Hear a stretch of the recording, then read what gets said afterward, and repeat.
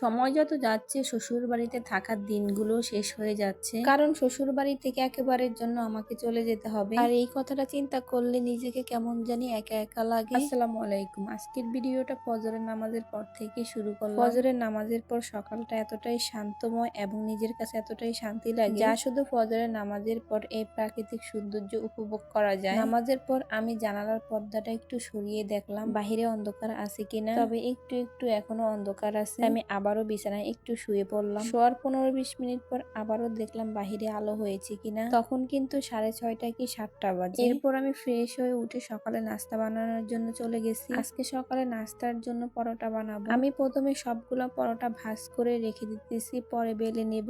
আমি পরোটাগুলো বানিয়ে দিয়েছি, আমার ননদ পরোটাগুলো চুলায় ভাজতেছে। আর সকালে নাস্তা খাওয়ার পর পর শুরু হয়ে গেল অনেক বৃষ্টি। আর বৃষ্টির আগ দিয়ে শেহজাদের বাবা বাড়িতে এসেছিল। আমার শ্বশুর বাড়ির দরজায় তার মোটর সাইকেলটা রেখে গিয়েছে আর চাবিটাও ওইখানে রেখে গিয়েছে। আর এই বৃষ্টির মধ্যে আমি আর আমার ননদের মেয়ে গিয়ে ওই চাবিটা নিয়ে আসলাম। আর এত মুষলধারায় বৃষ্টি হচ্ছে, মাথা থেকে ছাতাটা 1 সেকেন্ডের জন্য সরালে পুরো শরীরটাই ভিজে যাচ্ছে। আর আমার শ্বশুর বাড়ির উঠানে এত পানি জমেছে, আর তার মধ্যে হচ্ছে মুষলধারা বৃষ্টি। আর এই সিনটা আমার অনেক ভালো লেগেছিল, তাই আমি একটু ভিডিও করে নিলাম। আসলে এই ভিডিওগুলো অনেকদিন আগের, আমি সময় পাচ্ছিলাম না এই ভিডিওগুলো এডিট করার জন্য। আর অনেকদিন পর ভিডিও এডিট করা হচ্ছে, তো এই জন্য সবকিছু কেমন জানি গুলিয়ে মিলিয়ে ফেলছি। যাই হোক, একদিকে সারা দিনই বৃষ্টি হচ্ছে, কোনো থামাথামি ছিল না, তাই ভাবলাম সন্ধ্যার দিকে একটু পিঠা বানাই। এই পিঠাটা কিন্তু অনেক মজা, সমোসা পিঠা, অনেক মসমসে একটা পিঠা, কিন্তু অল্প কয়েকটা পিঠা অনেক তেল খেয়ে ফেলে। আর এই পিঠাগুলো বানাতে গেলে তেলের 12টা বেজে যায়। আর আমি 2-3 দিনের ফুটেজ একসাথে করে একটা ভিডিও বানালাম। আর এই ভিডিওটা হলো আমার তার পরের দিনের পরীক্ষা দিতে যাওয়ার ভিডিও। আমার পরীক্ষা যতদিন হয়েছে ততদিন আমি আমার বাবুকে সাথে করে নিয়ে যাই, আর সাথে আরেকজনও থাকে। বাবুর বাবা আসা পর্যন্ত তার সাথেই বাবু থাকে। আমার সবগুলা পরীক্ষার সময় বাবু তার বাবার কাছেই ছিল। পরীক্ষার হল থেকে বের হয়ে দেখে বাবু তার বাবার কোলে ঘুমিয়ে গেছে। পরীক্ষা দিয়ে বাসায় যেতে যেতে একটু সন্ধ্যা হয়ে যাচ্ছে, কারণ এখনকার সময় তো খুবই ছোট।